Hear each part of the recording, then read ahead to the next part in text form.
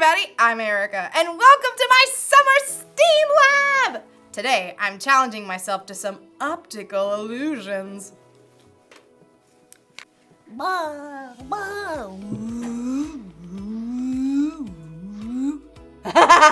Dizzy yet? And you know what these tricky little eye puzzles require? A whole lot of faith! Faith is trusting in what you can't see because of what you can see. So, let's give it a go!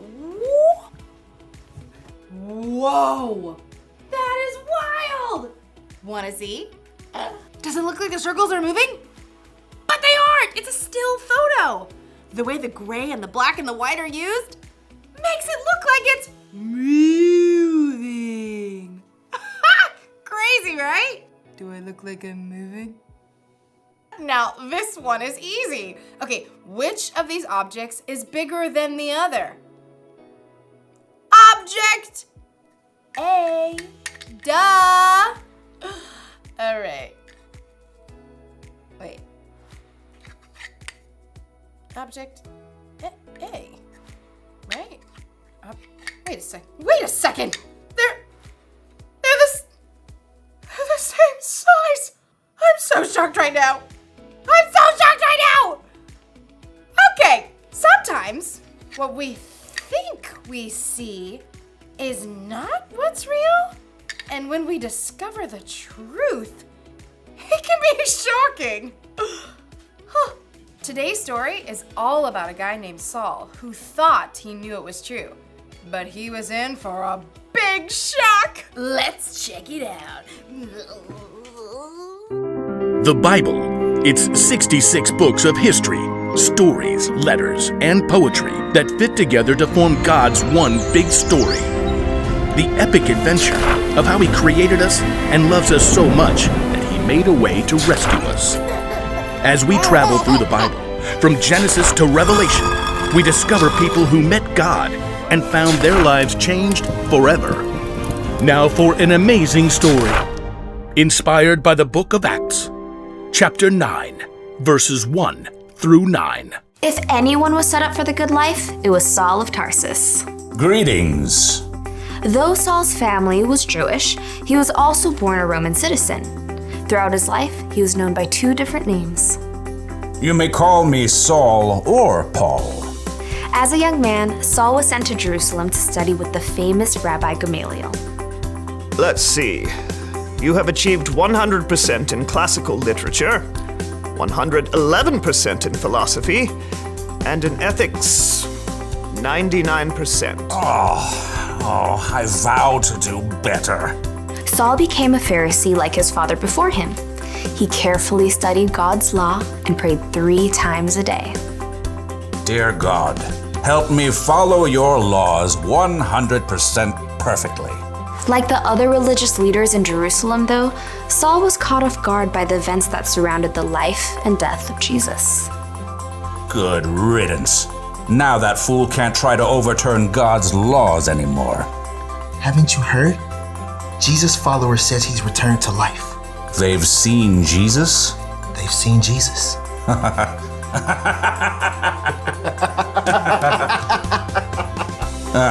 Those riffraff will slink away soon enough.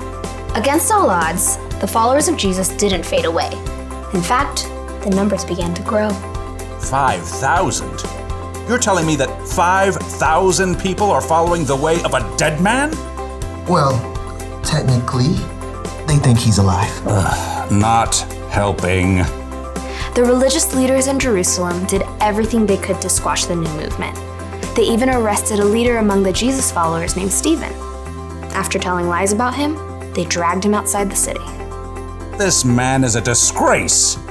Saul stood by and held the coats of the men, who picked up stones and threw them at Stephen, until they killed him. If Stephen had just let go of this Jesus nonsense, he wouldn't have had to die. It's terrible. I heard people are following the way of Jesus in other cities too. What? Inconceivable. Saul quickly became known for hunting down people who believed in Jesus. When he discovered that some Jews in Damascus were following Jesus, he went straight to the high priest.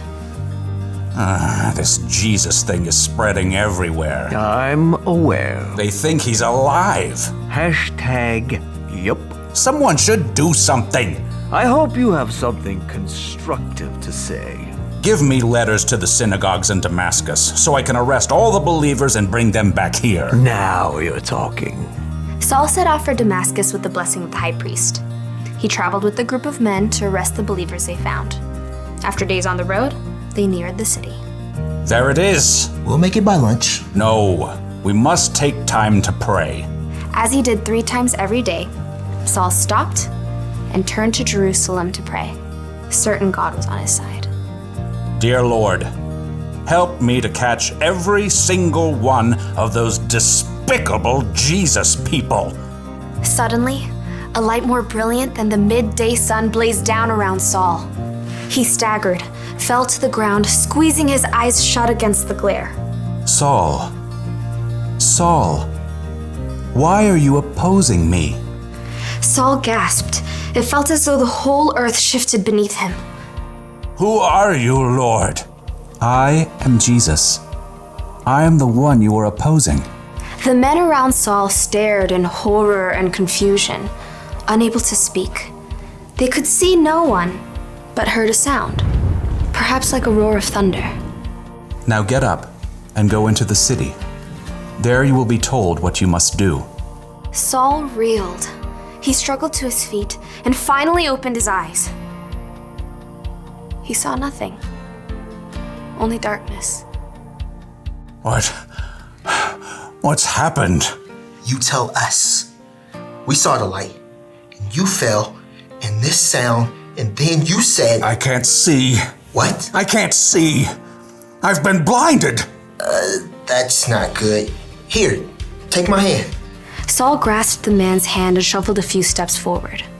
Who are you talking to? I think it was Jesus. You heard Jesus? I heard Jesus. Saul's companions led him into Damascus, where he stayed at the home of a man named Judas on Straight Street. Want something to eat? I'm not hungry. Or water? Not thirsty. For 3 days, Saul wrestled with himself and God. He'd come face to face with the very man he knew was dead, but discovered that Jesus was very much alive. Now blind, Saul was forced to see everything in a brand new light.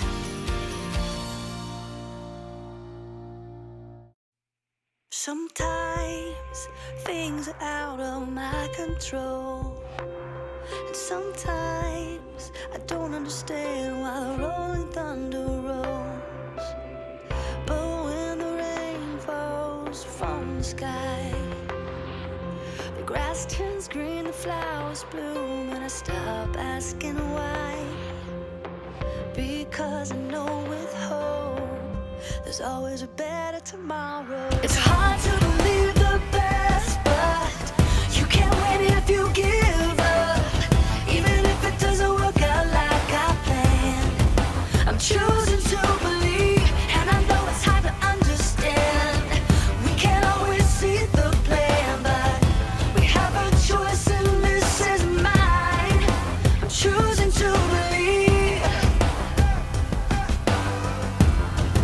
I'm choosing to believe.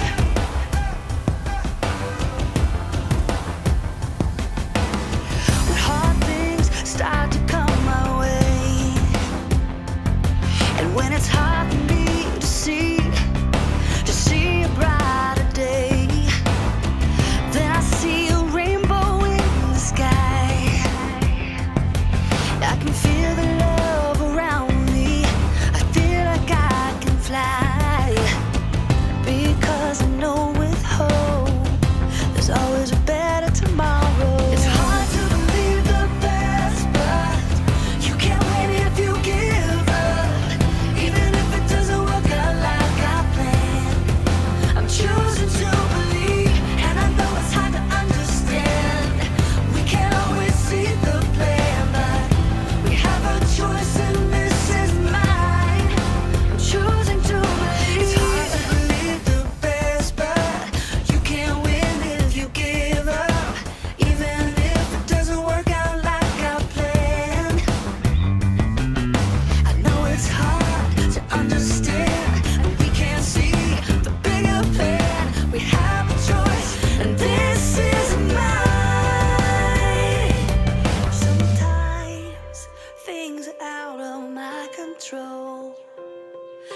sometimes. I don't understand why the rolling thunder rolls. It's hard to believe the best, but you can't win if you give up. Don't give up, even if it doesn't work out like I planned. I'm choosing to believe, and I know it's hard to understand. We can't always see the plan, but we have a choice, and this is mine. I'm choosing to believe. I'm choosing to believe. Yeah. I'm choosing to believe.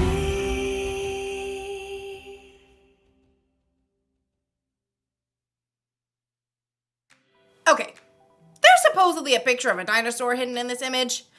I don't... Focus. Okay, I'll just have to have faith that there's a dinosaur in this picture because I do not see it. Speaking of, Saul literally couldn't see after his encounter with Jesus, but in a way, he could see better than he ever had before. Anyway, Saul saw everything. And Jesus made a way for everybody to be saved from their sins. After Jesus went back to heaven, he gave his followers the Holy Spirit. And then many more people believed in Jesus too. Saul wanted to stop the Jesus followers, and he really tried. But Jesus wanted Saul to know a better way. You know, it's amazing how God has revealed himself to people all throughout history. Saul, who is also known as Paul, so Saul and Paul are actually Saul Paul, was no exception, and neither are you. Just like God opened Saul's eyes to see the truth, he can open our eyes too. He may not appear to you in a bright light, but God can get your attention in all kinds of ways, like through nature. Or a conversation with a friend. That's really good. I like that. You're so wise. A song on the radio. God can even use your own circumstances to help you know him. And when you focus in and really see Jesus for who he is, the Savior of the world, it can change how you see everything. So that's the one thing to remember today. Knowing Jesus changes the way you see everything. It's like Jesus gives us brand new glasses to see out of. I can't really see out of these ones, but it's a different way to see. So that's exciting. Oh, perfect.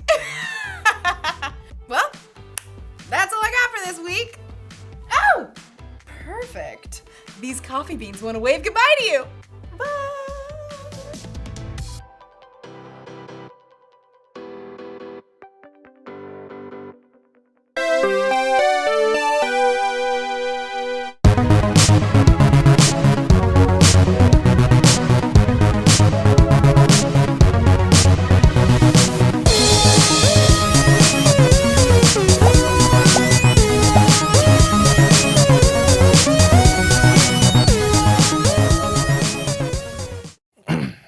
Scalpel. Scalpel.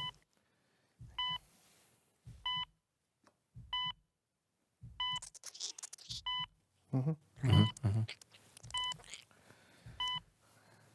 prep the top for me, please.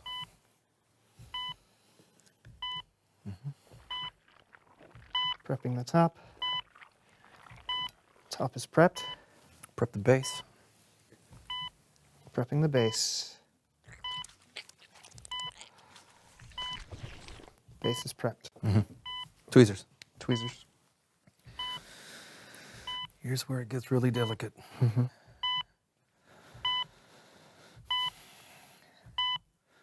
Wipe. Whoa. Wiping. Wiped. Thank you. You're welcome.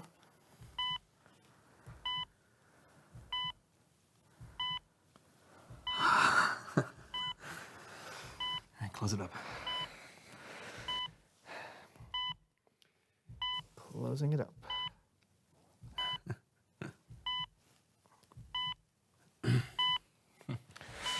You did it. Nah, we did it. Feed me. Feeding you.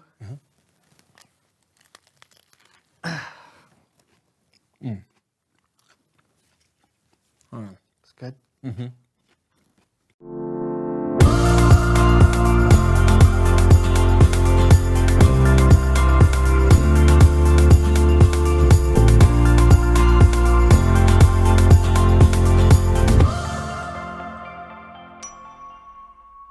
God, my family really hasn't made a big deal about church and stuff. But this year, I don't know why exactly, but all those stories, they came together and I figured out you're real. You're who you say you are. When I started serving at Foster Care Support Foundation, I think I was just trying to be nice. But it wasn't. Now it's so much more. It's a way to get to know you better, to serve you better, and to find out more about the people you love, including me. Thanks for making this faith thing easier for me. It's tons easier to believe in what I can't see when I'm doing something I can see. God, you're awesome. Amazing. Lots of other words I can't even think of right now. Just thanks.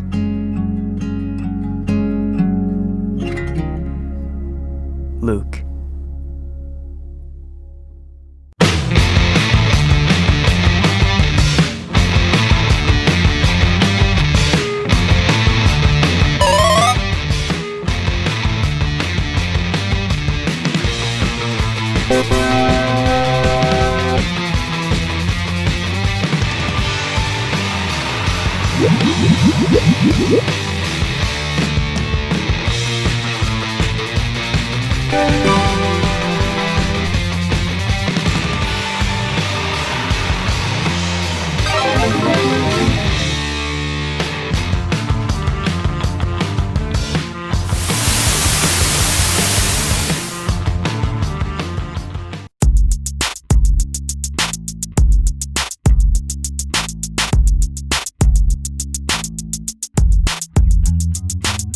Hello, everyone. My name is Brandon. And I am John.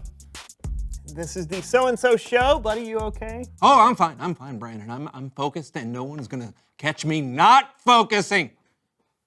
Oh, what was that? Did you lose your focus? Oh, man! Okay, I'm gonna do better this time. Why, John? Brandon, I have struggled with being able to focus my whole life. There are always things competing for my attention. Yeah, like having guests on the show? Yes, exactly, like having a guest on the show. It totally breaks my concentration. It's time for someone who knows stuff.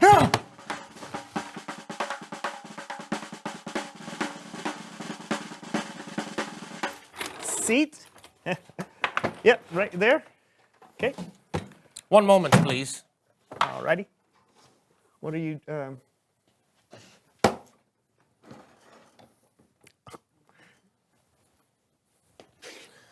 Hello. Guten Tag. How are you both? We're focused. We're good, Hans. Thank you so much. Can you tell everyone who you are and what you know? Hello. My name is Hans Decibel. I am an audio engineer with a recent interest in Foley artistry. And what is that exactly? I am so glad you asked this question to me. Thank you. Many of the sounds we hear in film and in television are not recorded live, but are inserted after the fact by a Foley artist. Oh, that's very interesting. So Yeah. if I'm watching a movie and I see someone walking up some creaky stairs, Yeah. the stairs don't actually have to be creaky. They can be added later by a Foley artist. The creaky This sounds. Yeah. is correct. Wow, that's cool. What's in the suitcase? I have brought with me here today a selection of audio properties that I use in the creation of my sound effects. I will now make the sound, and you will guess what is the sound. Oh, so it's like a game. Yeah. I have brought blindfolds. Oh, man. Okay. All right. Here, put it in my hand. I'm not gonna look at them. Okay. Okay, I All guess right, it goes like that. Okay. Oh, this makes it really hard to focus. Okay, John, you can focus with your ears too, you know? Oh, yeah. That's right. Just listen. That's right. All right. All right, right. Okay, ready. Very good. That's the sound of a suitcase opening. This is correct. He hasn't started yet, John. Whatever, I am focused. Okay. Sound number one. That sounds like my dog, Brutus, running down the hallway to greet me when I get home from work. Is that you, Brutus? Come here, Brutus. Come here. Aha! I have fooled you. This was not Brutus, but the sound of paper clips on a cutting board, making the tippy-tappy sound of canine claws on laminate flooring. Sound number 2. Oh, that's a horse. This is correct. Number 3. Oh, I know. Oh man, that sounds just like a bird flapping its wings. Whoa, where is it? Sound number 4. Oh, it's so cold in here. Is this snow on the ground?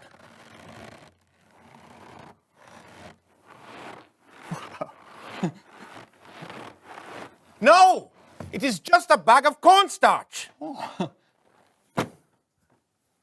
Oh, I'm slipping. I hope I don't fall and break a bone. Ouch! Oh. It's a pain. Ouch! Are you all right? Do we need to call an ambulance? What? I have fooled you again. This was only the sound of celery ribs. Oh! Wow, that was incredible. Mm-hmm. Yeah, I'll never look at celery the same way again. And Yeah. cornstarch, that's amazing. This is correct. Ordinary things become extraordinary when you open your eyes and ears to the possibilities. Oh, that's a really cool way to put I will now explore the space to find ordinary things to make extraordinary. Okay. Think this is a good idea? I'm sure it'll be fine. Uh-huh. Oh! What in the world? Ha! Ha! I have fooled you for a third time. By dropping this box of knives and forks on the ground, I made you believe I was destroying your room. It is a good joke. Yes, that's very funny. You know what? I think that's all the time we have. Ha! Ha! Okay, my focus is completely gone now. Then let's get back on track. It's Bible story time with Kellen.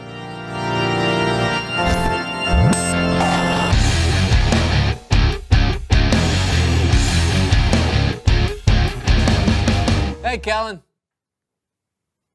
Kellen. Kellen! Oh! Hey guys, sorry about that. What you listening to? I was listening to an old-time radio show. That's what people did for home entertainment before television. I used to listen to them as a kid. How old are you, Kellen? Actually, I think it would be really cool if we could tell today's story like an old radio show with sound effects and everything. Is Hans still there? Yeah. How did you... Take it away, Kellen. Okay, I now present Saul on the Road to Damascus, radio style. Jesus had been killed, and the people who didn't like what Jesus stood for thought they heard the last of him. But then a rumor started going around that Jesus came back from the dead, and more people were becoming followers of a new Jesus movement called the Way. They had to be stopped, and one of the people in charge of stopping them was Saul of Tarsus. I am Saul of Tarsus, and I shall do everything I can to oppose Jesus Christ of Nazareth. You there?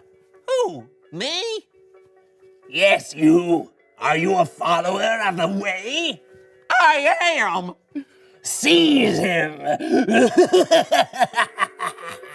Saul went from place to place to find Jesus followers and have them put into jail. And even put to death.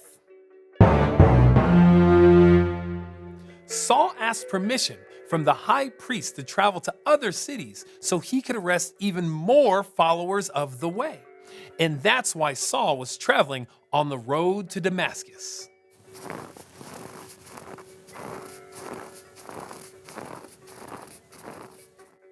Saul and the men he was traveling with had letters that gave Saul permission to arrest any Jesus follower he wanted. He was determined to complete his mission. He was focused. But then, an incredible thing happened. A light from heaven flashed all around Saul and his companions. Saul fell to the ground, and he heard a voice. Saul, Saul, why are you opposing me? Who are you, Lord? I am Jesus. I am the one you are opposing. Now get up and go into the city. There you will be told what you must do. The men with Saul heard a sound, but they were unable to speak. The men helped Saul to his feet, but when Saul opened his eyes, he couldn't see anything, so he had to be led to Damascus by hand. For 3 days, Saul didn't eat or drink anything. What will happen next? Will Saul regain his sight? Will he continue to oppose Jesus? You'll have to wait until next time to find out. You can't leave it like that, Kellen. That's how all old-time radio shows end. You always have to wait until next time. Or you can read what happens next yourself. It's right here in Acts chapter 9. I don't like waiting. All right then. Besides, there's a lot to learn with just this part of the story. Saul was so focused on his mission that he was missing what was really important. It took a bright light on a road for God to really get Saul's attention. Okay, I get it. So focusing is a bad thing. No, I just think we need to check in with God a lot more to make sure we're focused on the right things. Great idea. Thanks, Kellen. Yep, you guys know where I'll be. I'll see you around. That was fun. I agree. Hey, Much fun. Hans, you're still here. Yeah. I am here to say,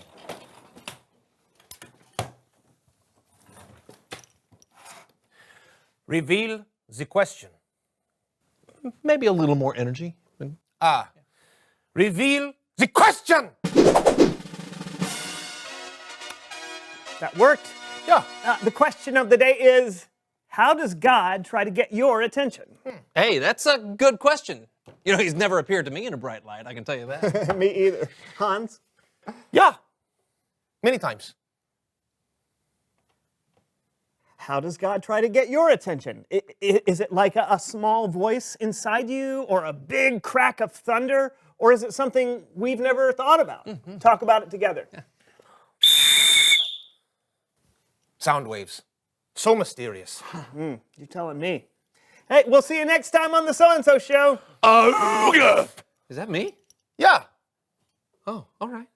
Brandon, do you know what today is? I do, John. What is it's it? our 150th episode! It's true! 150 episodes! That's right! So let's celebrate! Hey, count down with me, everybody. Come on, ready? 10, 9, 8, 7, 6, 5, 4, 3, 2, 1. I'll see you next week. Yeah.